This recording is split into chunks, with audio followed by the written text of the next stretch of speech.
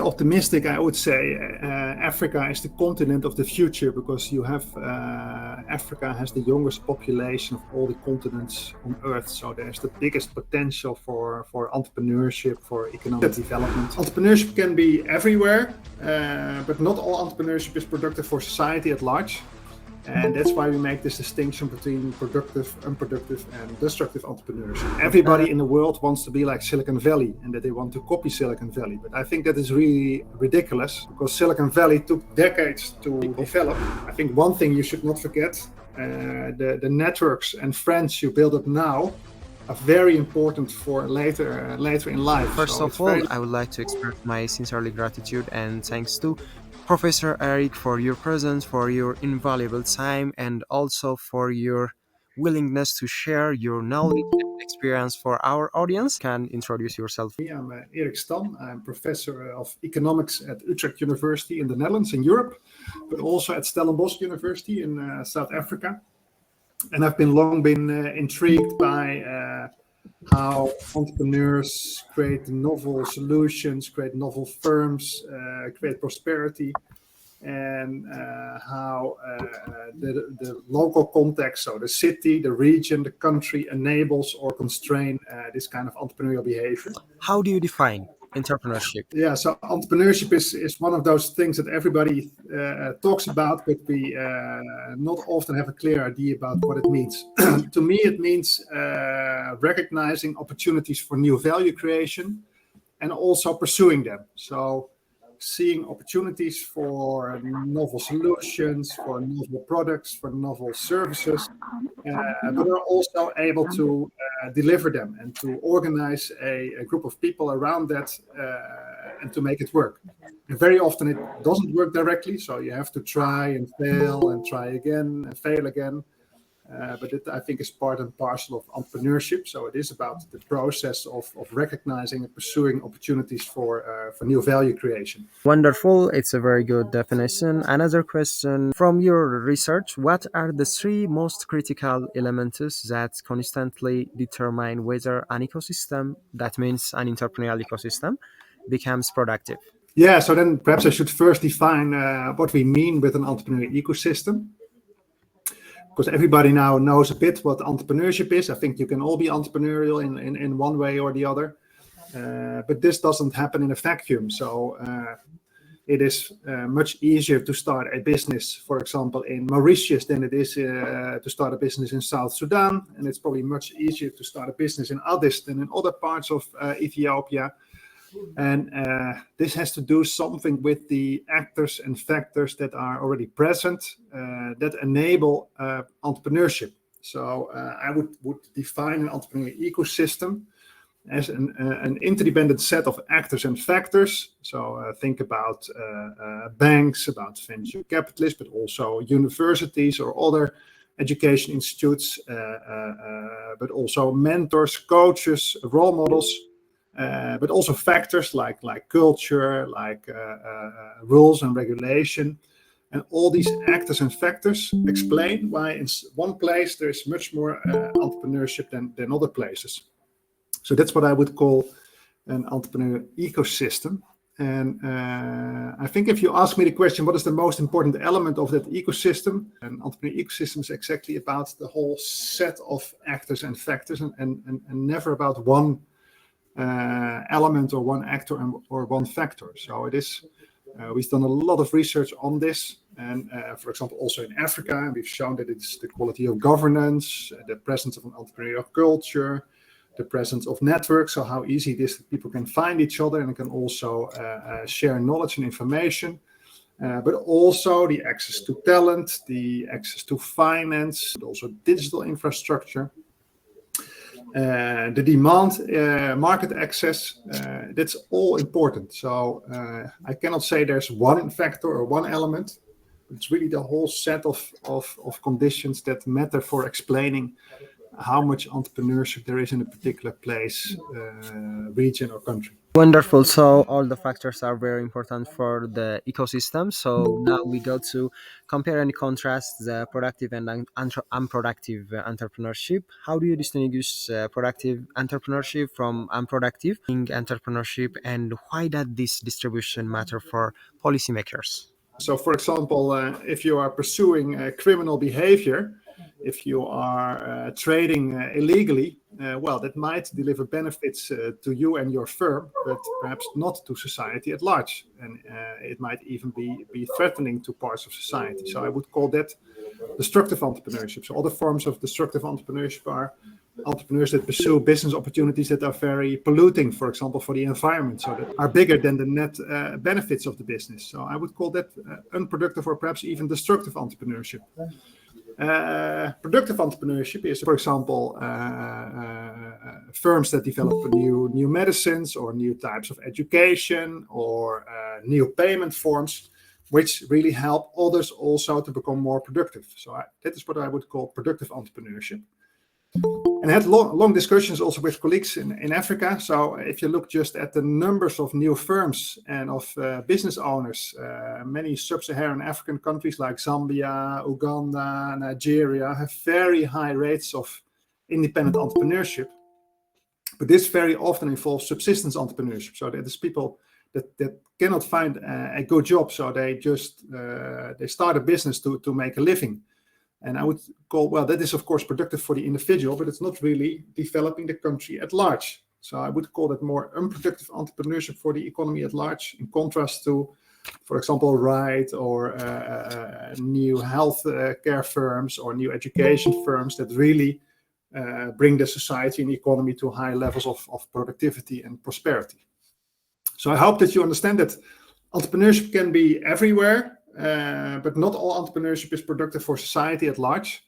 And that's why we make this distinction between productive, unproductive, and destructive entrepreneurship. And What lessons can emerging economists learn from high performing ecosystems, such as Silicon Valley, Tel Aviv, or Singapore, and others? that everybody in the world wants to be like Silicon Valley and that they want to copy Silicon Valley. But I think that is really ridiculous, because Silicon Valley took decades to develop and was also positioned in a very particular part of the world, a particular part of the US, with a particular larger context. So I think my short answer is that there's very little to learn from how Silicon Valley, Singapore, or Tel Aviv are at the moment for emerging economies. But my somewhat more interesting answer to you is, I think there's a lot to learn, but then you have to look at the long-term history of those places. So, for example, Silicon Valley in the 1930s, 1940s was a very much an agricultural area with not much startup activity.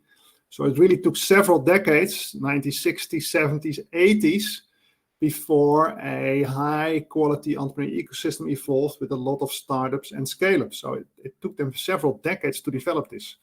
And I think the same counts for Tel Aviv and Singapore. We see them now as successful entrepreneurial ecosystems, but it took them several decades to accelerate and also to become very productive entrepreneurial ecosystems. If you would go to Tel Aviv in the 1940s, 1960s, it would certainly not be a hotspot of entrepreneurial activities. And the same counts for Singapore. Perhaps Singapore is the most interesting example, because in the mid 20th century it was not so successful at all. It was really due to the efforts of the local leadership to develop better infrastructure, better education institutes, better connectivity to the rest of the world, make investments in firms and also recruit other firms, and that build up the ecosystem to a level where it is now. And I think if you take this much more historical lens, so not look at the here and now, but in the past, I think then you can learn lessons, not to copy,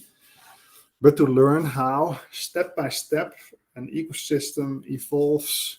And another question go related to human capital. In Ethiopia, we have more than 130 million population, and 70% of them are youths under the age of 30. And also in Africa, we have also 1.3 billion population. So how does the quality and quantity of human capital influence an ecosystem ability to innovation, scale, or remaining competitive in global space? Yeah, so if I'm very optimistic, I would say Africa is the continent of the future, because you have Africa has the youngest population of all the continents on Earth. So there's the biggest potential for entrepreneurship, for economic development. But that, of course, only holds if the youngsters in Africa are also getting proper education and learn to be more productive, and also improve their human capital. So it's not just the quantity of young people, but also the quality of their education and the quality of their learning. So I think that is the big challenge, to also have better education institutes, to have more investment in education. Universities, business associations, investors, banks, all have their role to play. And preferably you'd like entrepreneurs to be involved in this, and also being part of the leadership of the ecosystem, because they know what it takes to build ventures, and also they know the pains of how difficult it is to set up and build ventures. But if you don't have these business leaders to take a leadership position, then the government should step in, because someone should take the lead. So then the government might act as a sort of a more convening power, and bringing together different parties that together can improve the ecosystem at large. And of course, the government can do a lot of important infrastructure things. So, for example, developing a transportation network that allows people to interact quickly and to move from one part of the city or of the country to another part. Increasing digital connectivity is very often a task for the government to pursue. Developing high quality education is very often also a role of the government to develop. Also, improving the government itself can be very important and useful for businesses. So making rules and regulation more efficient and more stable. So there's a lot of different roles that the government can play, but for entrepreneurial ecosystem development, it would be good to also have entrepreneurs on board that know where the system is really most constraining, and also how to mobilize others to improve the ecosystem. So what should we do to have entrepreneurial mindset? So use your talents, your knowledge and skills to recognize problems in society and economy, and try to find other people that together you can not only identify these problems, but also look for solutions. Try and implement those solutions, because I think that's where you learn the most. And very often you don't need a lot of money, or not even money, to do that, but really more energy and action from people.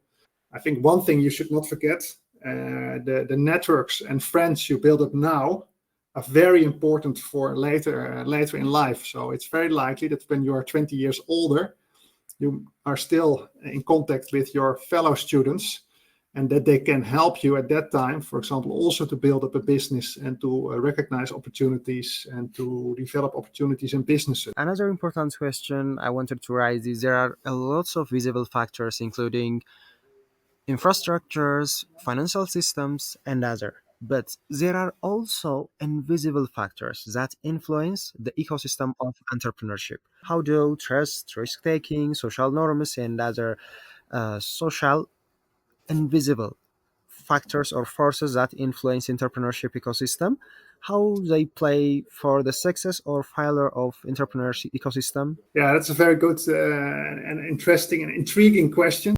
Let me give you 3 dimensions of culture that are very important for productive entrepreneurship. So productive entrepreneurship is about people trying new things, and also being able to develop these new things so that they are also good for society. So building a company that develops new medicine, or more clean water, or new education.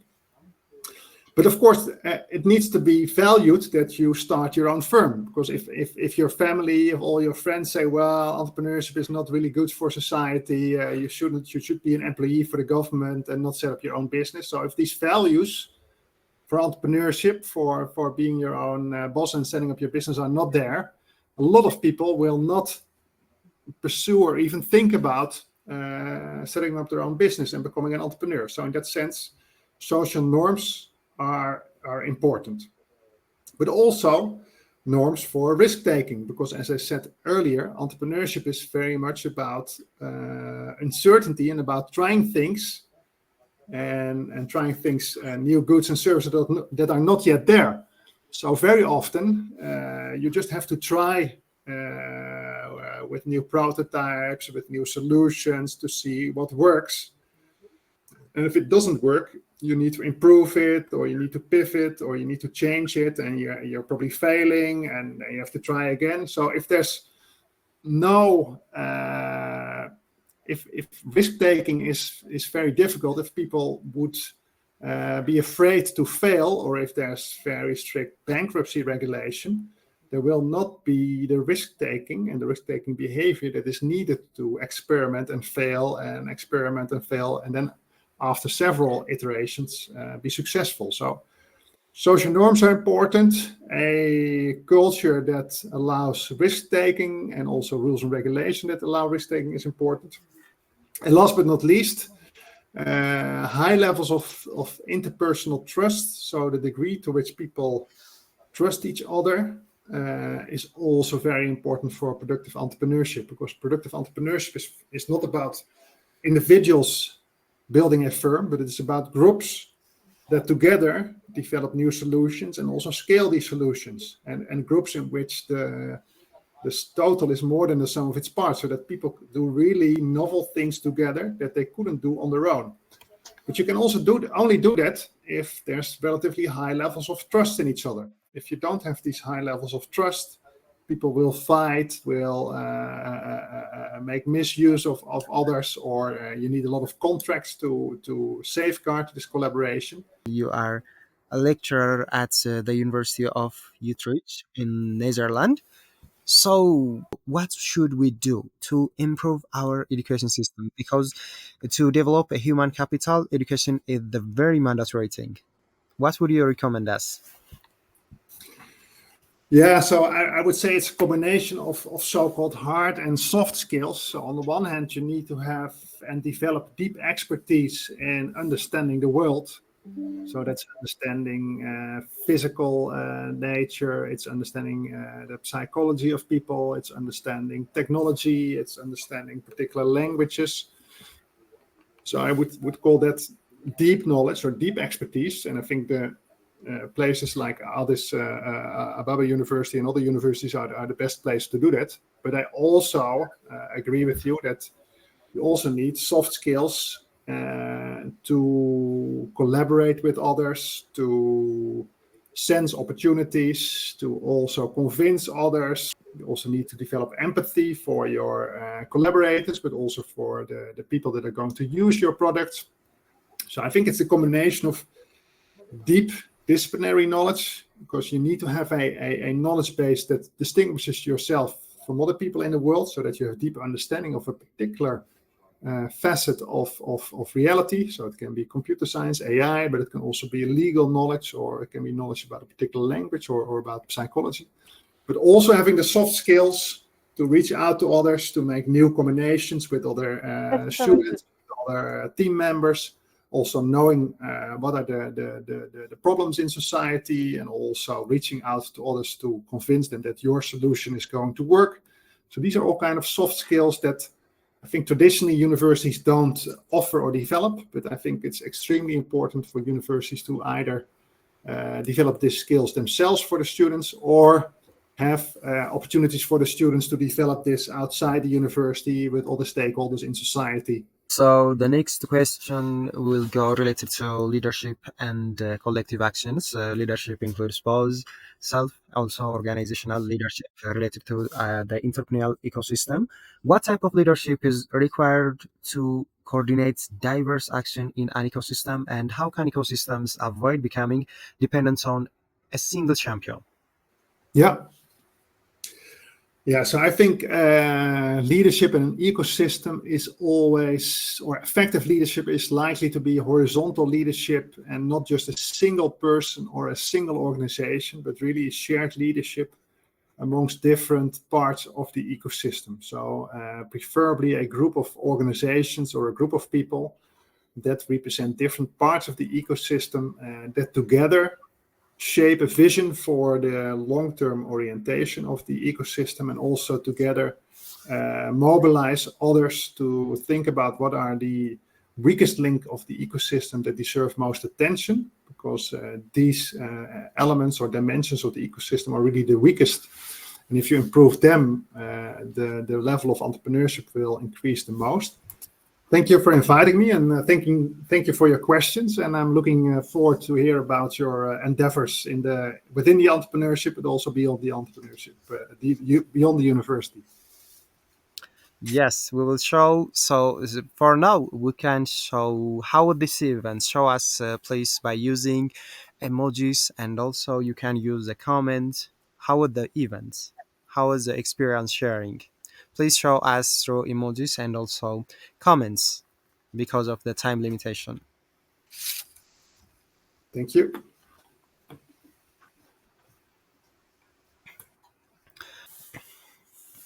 Thank you so much. In Ethiopia, there are lots of users who are ready to learn, to change themselves, and also to work for the national prosperity. I believe we will have another very important session with you because your deep understanding will add a great value for all of us, if you agree. Yes, happy to continue the conversation, and looking forward to be back in Addis. Thank you so much, all of the participants, all the students, and also Professor Erik.